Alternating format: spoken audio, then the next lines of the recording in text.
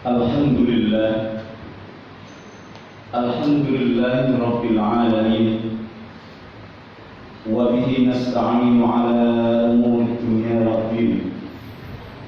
Wassalatu wassalamu ala ashrafil anbiya'i wal mursalin wa ala alihi wa ashabihi wa man tabi'ahum bi ihsanin ila yaumiddin. Subhanaka la 'ilma lana illa ma 'allamtana innaka antal 'alimul hakim. Rabbi shrah li sadri wa yassir li amri wahlul 'uqdatam min lisani yafqahu qawli. Jamaah salat subuh yang dimuliakan oleh Allah Subhanahu wa taala. Bismillahirrahmanirrahim. Assalamualaikum warahmatullahi wabarakatuh.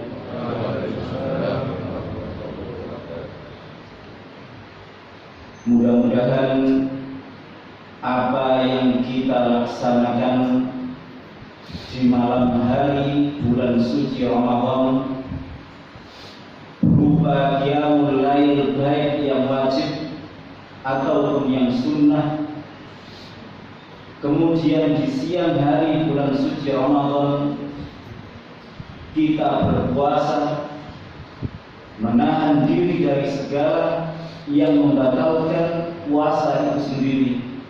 Mudah-mudahan apa yang sudah kita lakukan ini dapat menjadi fasilitas terbaik untuk kita semuanya, untuk mendapatkan ampunan Allah Subhanahu wa ta'ala dari segala bentuk kesalahan dan dosa yang telah kita lakukan pada hari-hari yang telah kita lalui. Allahumma amin.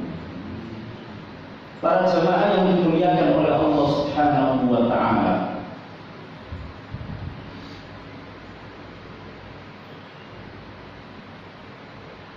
seorang mahasiswa bila dia gagal dalam semester ini masih mempunyai kesempatan untuk mengukir kesuksesannya di semester depannya. Tahun yang lalu di bulan suci Ramadan terasa kurang begitu maksimal kita melaksanakan amal ibadah di bulan suci Ramadan, di antaranya karena banyak di antara kita yang terzalimi oleh corona. Nah, di tahun ini mungkin ada di antara kita yang ingin meningkatkan secara kuantitas ataupun kualitas terhadap amal ibadah yang dilakukan di bulan suci Ramadan kali ini, untuk menutupi kekurangan yang telah dilakukan, untuk menutupi kekurangan yang terjadi pada bulan suci Ramadan yang lalu. Apapun bentuknya di dalam hidup kita sekarang ini, kalau memang merasa kita ini ada ketidaksuksesan di dalam sebuah aktivitas ataupun target, tentunya kita masih diberikan Allah Subhanahu wa ta'ala waktu, kesempatan untuk memperbaiki, untuk mengejar target yang belum tercapai. Akan tetapi para jamaah yang dimuliakan oleh Allah Subhanahu wa ta'ala, kalau kita ini sudah tidak sukses di dalam hidup ini, dalam artian kalau di dalam hidup ini kita tidak bisa menjadikan hidup ini hidup yang berarti, tidak akan ada lagi hidup setelah hidup sekarang ini untuk memperbaiki kehidupan yang kita gagal di dalamnya. Bahasa mudanya, hidup sekali, hiduplah yang berarti. Jangan dijadikan usia kesehatan yang diberikan Allah Subhanahu wa ta'ala kepada kita sekarang ini tanpa ada arti dan sia-sia. Yang paling pertama sekali, haruslah seseorang itu menjadikan hidupnya berarti pertama untuk dirinya sendiri. Bagaimana supaya hidup kita ini berarti untuk diri kita sendiri yang pertama, dan yang kedua berarti menurut orang yang berada di sekitar kita.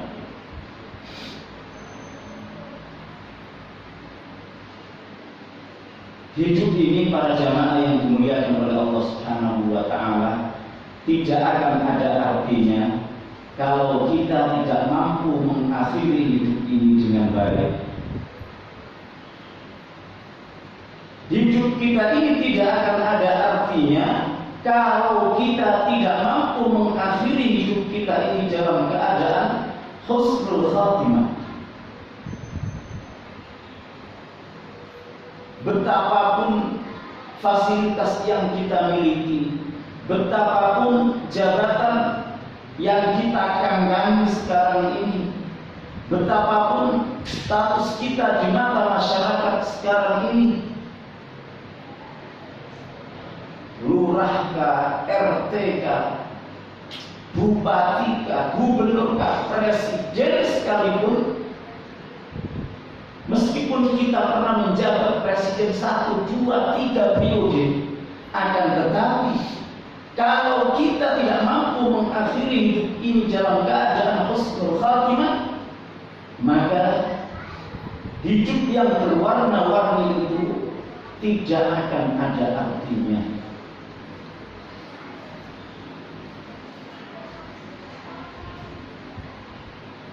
Makanya Allah Subhanahu wa Ta'ala mengingatkan kepada kita, memberikan nasihat kepada kita dengan ayatnya, ya ayyuhalladzina amanu, wahai orang-orang yang beriman, ittaqullaha haqqa tuqatih, bertakwalah kalian semuanya kepada Allah haqqa tuqatih, dengan sebenar-benarnya takwa.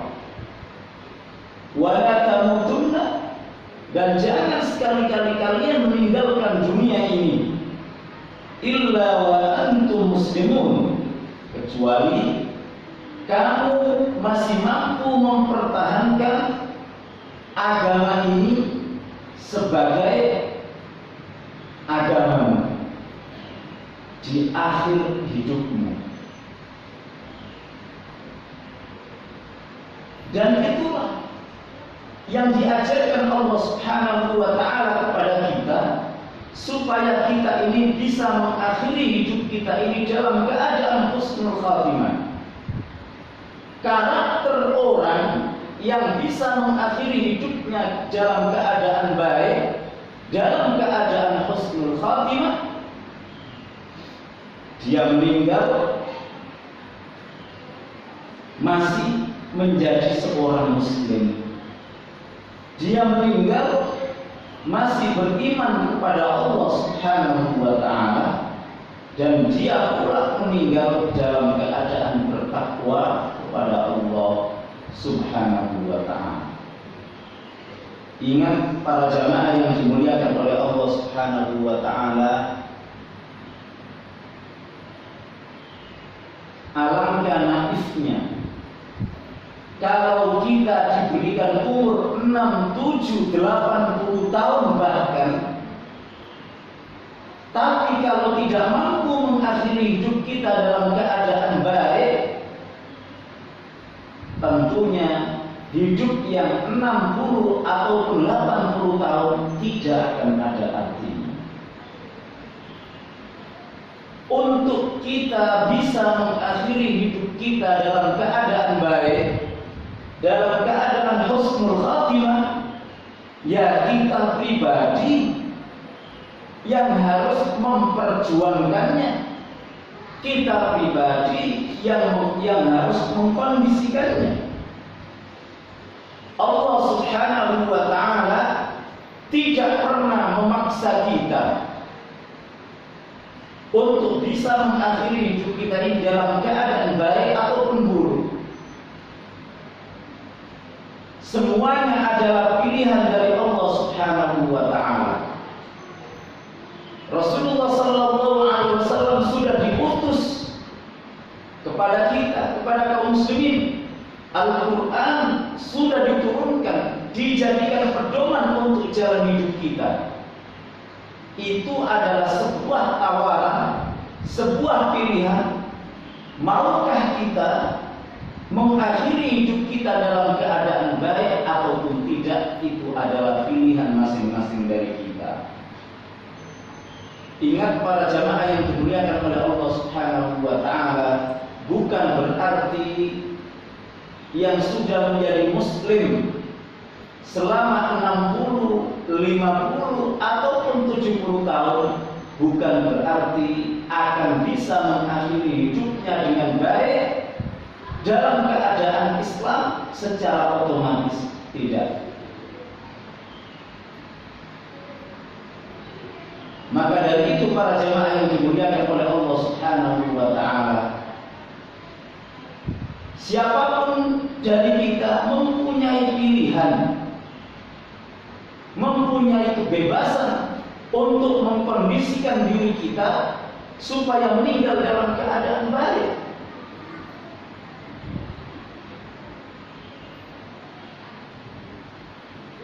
Ingat, apapun yang kita lakukan, apalagi di bulan suci Ramadan ini,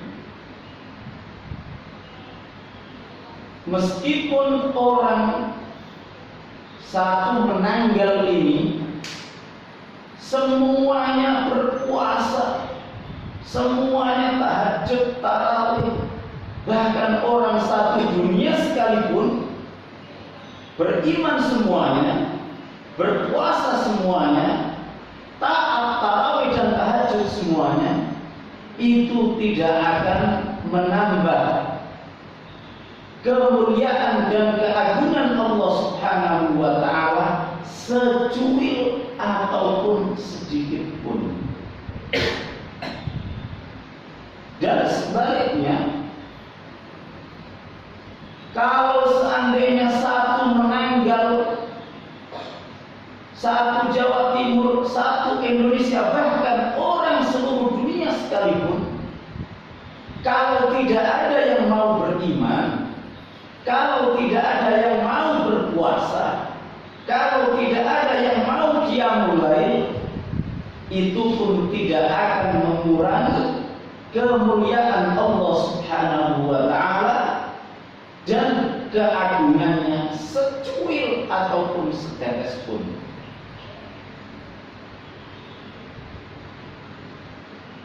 Meskipun kita ini beribadah diniatkan lillahi ta'ala, hanya untuk Allah Subhanahu wa Ta'ala, akan tetapi sejatinya Allah Subhanahu wa Ta'ala tidak pernah butuh terhadap amal ibadah kita. Allah tidak butuh pada sholat kita, Allah tidak butuh pada puasa kita, Allah tidak butuh pada zakat dan sedekah kita. Akan tetapi zakat yang kita keluarkan, puasa yang kita lakukan, sholat yang kita dirikan, itu semuanya kembalinya hanya untuk kita, untuk kemaslahatan kita, untuk masa depan kita di akhirat.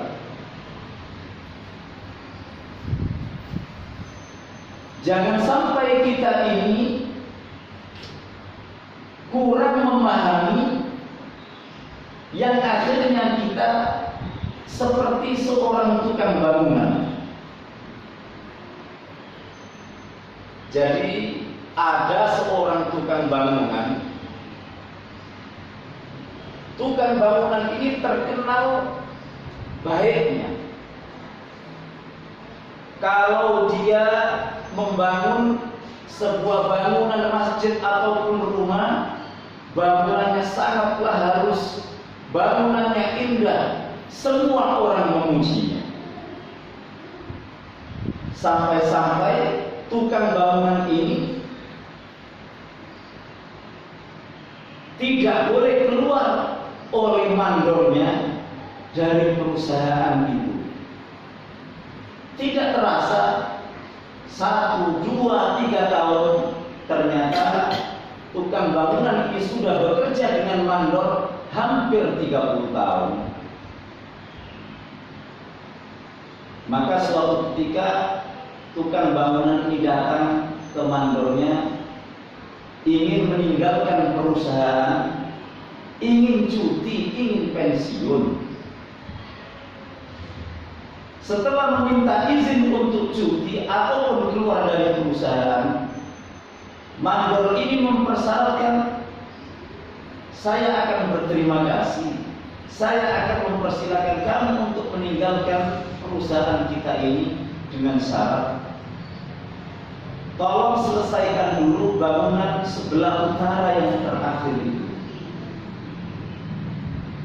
Yang namanya tukang bangunan sudah mengabdi, sudah bekerja di perusahaan selama hampir 30 tahun, ingin cuti, ingin keluar dari perusahaan, ingin pensiun masih disyarat-syaratin. Akan tetapi dia tidak mempunyai pilihan lain kecuali menerimanya. Akhirnya diterima syarat itu. Maka tukang bangunan ini berusaha untuk menyelesaikan di dalam 3 bulan proyek ataupun rumah terakhir itu. Di dalam mengerjakan proyek tersebut, tukang bangunan ini membangunnya dengan setengah hati, dengan sedikit marah, dengan sedikit benci, sehingga hasil bangunan yang dibangun tersebut tidaklah seindah sebagaimana bangunan-bangunan sebelumnya. Kusen-kusennya tidak siku, pemasangan granitnya tidak siku, bangunannya kasar, catnya juga warnanya tidak indah, dan lain sebagainya. Yang penting rumah itu meskipun selesai, akan tetapi terlihat rumah itu buruk, dikerjakan secara kasar, dikerjakan dengan setengah hati. Maka tatkala sesudah 3 bulan, tukang bangunan ini pun datang ke mandornya untuk menyerahkan kunci. Sang mandor pun mengatakan, jangan dahulu kamu meninggalkan kantor ini sebentar. Ternyata tukang bangunan ini masuk ke dalam untuk mengambil sertifikat ataupun surat rumah itu sendiri dan memberikan kunci dan sertifikatnya ke tukang bangunan itu, sambil menyampaikan, rumah yang sudah kamu selesaikan selama 3 bulan ini saya berikan kepada kamu sebagai hadiah, sebagai ucapan terima kasih perusahaan atas jasa dan komitmenmu selama 30 tahun bergabung dan bekerja dengan kita dalam perusahaan ini. Lihat kepada tukang bangunan ini, ketika tahu bahwasanya rumah yang ia kerjakan itu ternyata berakhir dan menjadi hak miliknya,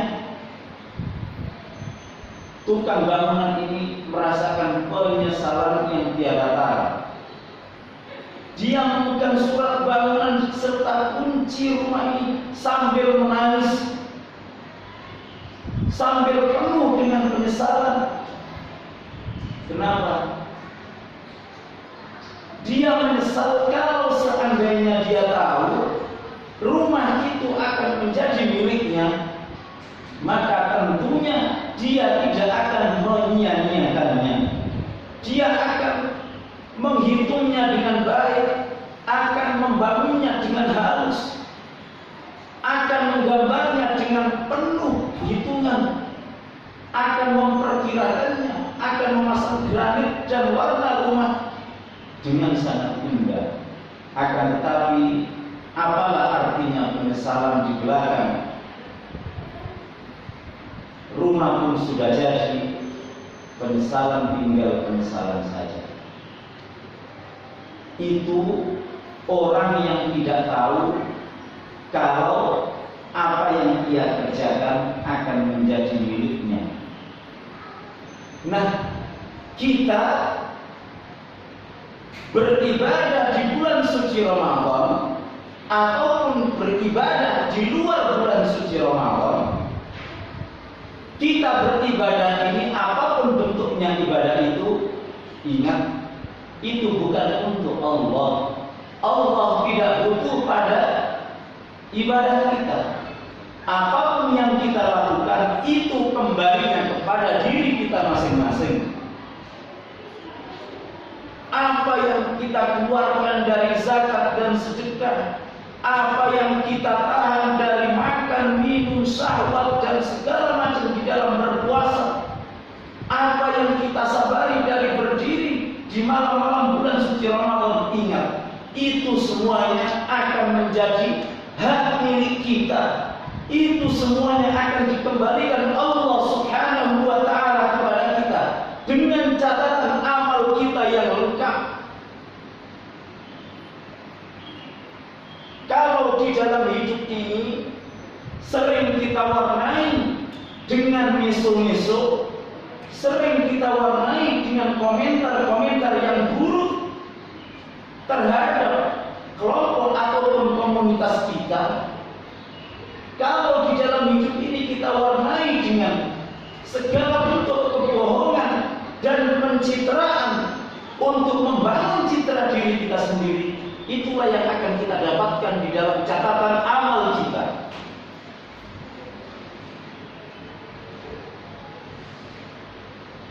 Akan tetapi kalau yang kita lakukan adalah betul-betul menunaikan perintah Allah Subhanahu wa ta'ala dan Rasulnya, betul-betul menjauhi apa yang dilarang oleh Allah dan Rasulnya, dimanapun kita berada, berusaha untuk mengkondisikan selalu bertakwa kepada Allah Subhanahu wa ta'ala.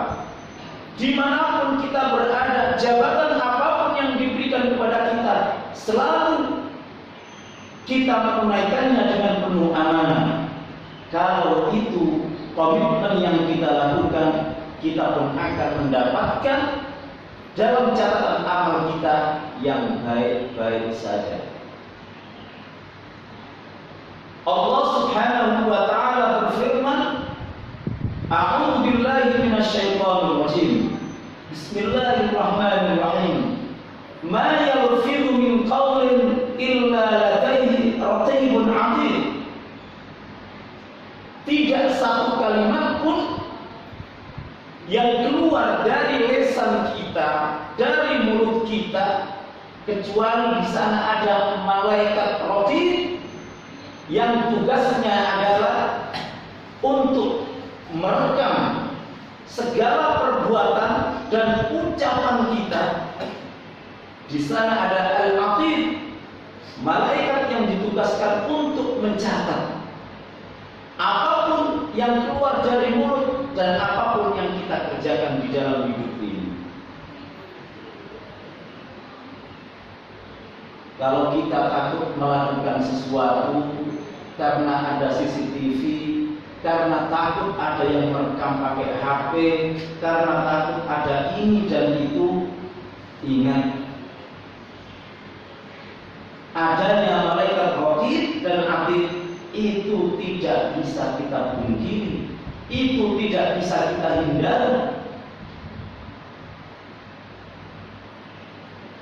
Di dalam bulan suci Ramadan ini terkadang lisan kita sudah berusaha untuk diam. Kita bisa dan mampu untuk mengontrol lisan kita, akan tetapi terkadang kita tidak mampu untuk mengontrol jempol kita yang selalu mengetik komentar-komentar yang buruk, sharing gambar-gambar yang tidak baik, sharing berita-berita bohong, ingat, tangan kita pun nanti akan bersaksi tatkala mulut kita sudah dikunci. Allah Subhanahu wa taala berfirman, "Al-yawma nakhtimu 'ala afwahihim wa tukallimuna aydihim wa tashhadu arjuluhum bima kanu yaksibun." Di dalam surah Yasin, "Al-yawma nakhtimu 'ala afwahihim."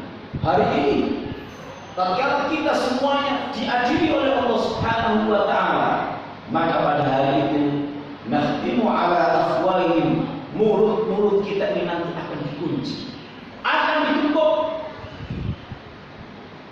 Wa tukallimuna aydihim, maka ketika itu tangan-tangan kita, tangan-tangan mereka, kata Allah, tangan-tangan mereka akan berbicara kepada kita tentang apa yang mereka lakukan di dalam hidupnya. Dipakai apa dahulu? Wa tashhadu arjuluhum, dan tidak cukup itu, kaki-kaki kita, kaki-kaki semua manusia akan bersaksi kalau memang yang dikerjakan seorang muslim itu baik di dalam hidupnya, maka dia akan mendapatkan kebaikan. Tapi kalau yang ditunaikan itu adalah sebuah perbuatan buruk, maka itulah yang akan dia tuai di akhirat. Maka dari itu para jamaah yang dimuliakan oleh Allah Subhanahu wa taala, hidup ini sudah penuh dengan resiko. Kita hidup ini dengan penuh resiko, penuh beban yang sangat berat. Jangan pernah menjadikan hidup ini tanpa arti.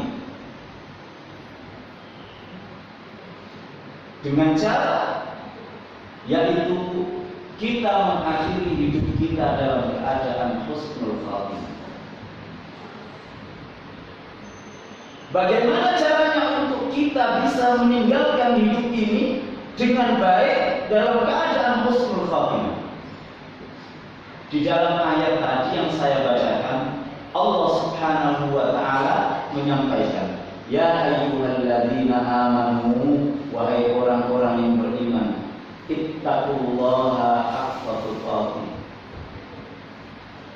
Para ulama menerangkan, inilah jalan terbaik untuk kita bisa menggapai mati dalam keadaan husnul khatimah, yaitu ittaqullaha haqqa tuqatih. Bertakwa kepada Allah Subhanahu wa taala dengan sebenar-benarnya takwa.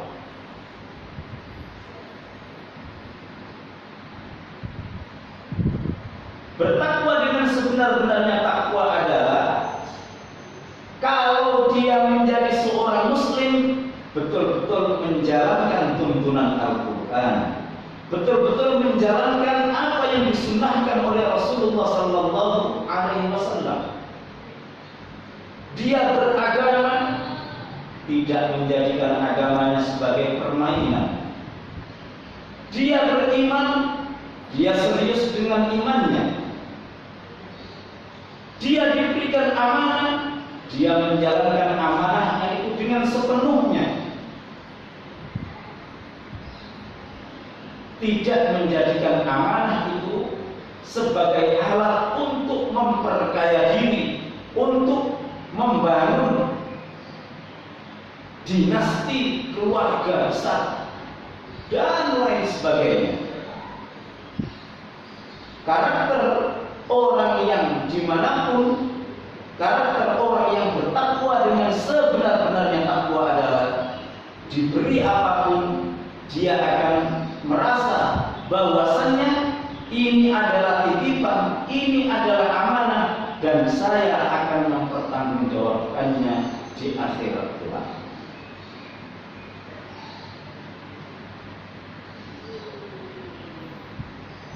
Mungkin ada yang menganggap bahwasannya yang berharga di dalam hidupnya adalah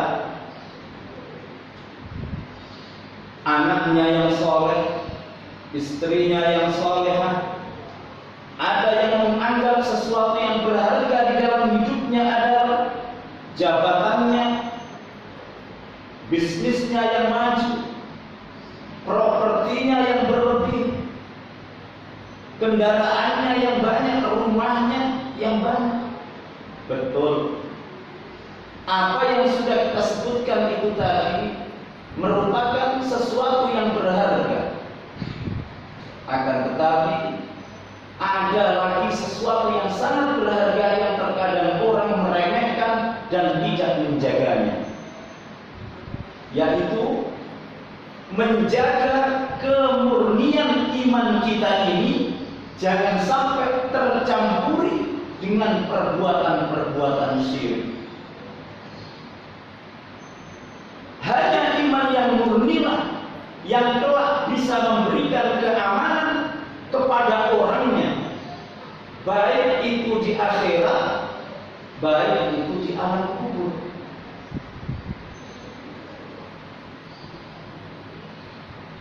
Terhadap iman yang dicampuri dengan perbuatan syirik, inilah yang terkadang iman yang tidak bisa memberikan keamanan pada yang punya, baik dari siksa api neraka ataupun siksa kubur. Bagaimana itu bentuknya orang yang mencampur adukan antara imannya dengan perbuatan syirik? Terkadang kita ini mendapatkan tatkala persaingan bisnis itu betul-betul kuat, baik itu yang dagangan jasa, baik itu yang dagangan makanan, baik itu yang dagangan logistik dan lain sebagainya. Tentunya persaingan sangatlah ketat dan kerugian sering sekali datang ke toko kita. Satu sisi kita misalkan beriman kepada Allah, satu-satunya zat yang mampu mendatangkan rezeki, satu-satunya zat yang mampu mendatangkan kerugian. Akan tetapi tatkala Allah Subhanahu wa taala betul-betul menguji kita dengan kerugian dan kerugian, ternyata kita tidak sekomitmen dengan apa yang sudah kita syahadatkan. Di sana terkadang orang tidak sabar di dalam merasakan kerugian sehingga mencari jalan-jalan yang lain, jalan-jalan yang pintas, menghalalkan segala cara untuk mengembalikan bisnisnya supaya untung, untuk mengekalkan jabatannya di kantor, untuk mempermudah usahanya dan lain sebagainya. Akhirnya tidak jalan di antara saudara-saudara kita kaum muslimin yang menggunakan jasa dukun, menggunakan jasa pesugihan, menggunakan jasa perdukunan. Dengar mau ada mutasi, rusak-rusuk, mencari dukun, mencari pegangan katanya, supaya tidak dimutasi. Sudah 2 hari dagangannya sepi, cari pelaris. Perbuatan-perbuatan seperti inilah yang seringkali merusak keimanan. Perbuatan-perbuatan seperti inilah yang sering merusak tauhid kita. Akhirnya tauhid kita tidak murni, iman kita tidak bisa memberikan keamanan kepada kita dari siksa kubur dan siksa api neraka. Di mana letak kesyirikannya tatkala seseorang itu menggunakan jasa dukun? Ingat, tatkala kita pergi ke seorang dukun, baik kita itu dikasih cincin, baik kita ini dikasih ikat pinggang, baik kita ini dikasih azimat, jimat, baik kita indikasi centong, baik kita indikasi apapun, pastinya kita akan menganggap barang tersebut mempunyai kekuatan gaib untuk melariskan dagangan kita, untuk mengekalkan jabatan kita, untuk menjadikan lamaran kita selalu diterima misalnya. Tatkala kita sudah berkeyakinan seperti itu, disitulah keyakinan kita, tauhid kita sudah bergeser 0, sekian persen.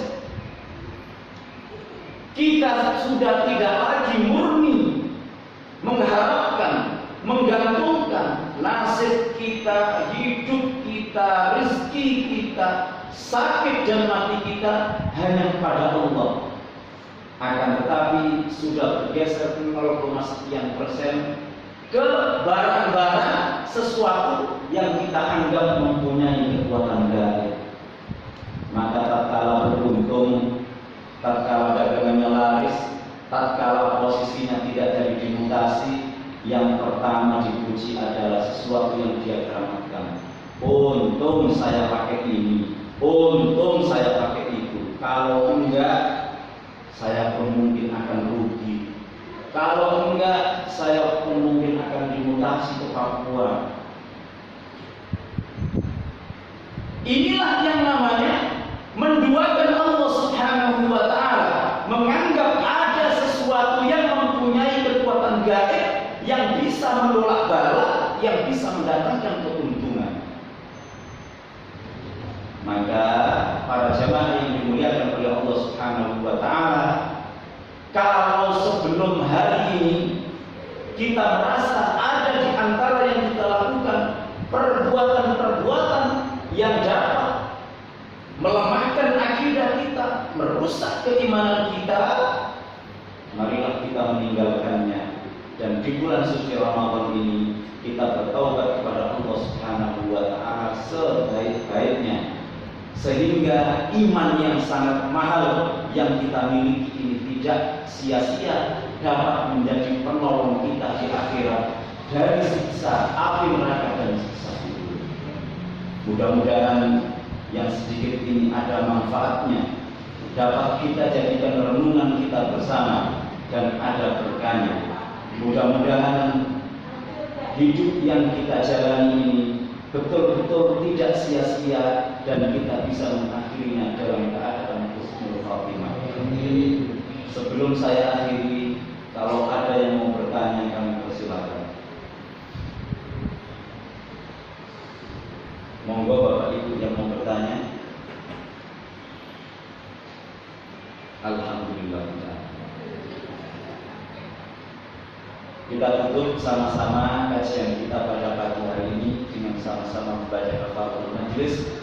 Subhanallahumma wa bihamdika asyhadu an la ilaha illa anta astaghfiruka wa atubu ilaik. Syukran. Assalamualaikum warahmatullahi wabarakatuh.